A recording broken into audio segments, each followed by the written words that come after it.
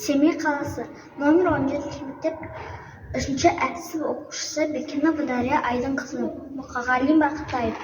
3 бақытым. Ең бірінші бақытым халқым менің, соған берем ойымның алтын кенін. Ол бар болса, мен бармын, қор болмаймын, қымбатырақ алтыннан нарқым менің.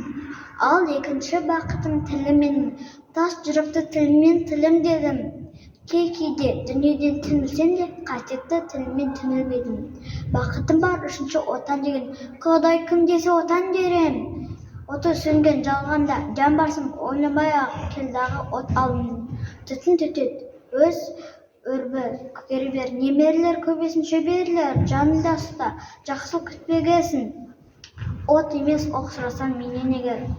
3 бірдей бақытым бар алақанда, мені мұндай бақытты жаратар ма? 3 күн нұрын төгеді аспанның, Атырау, Алтай, Арқа, Алатауға.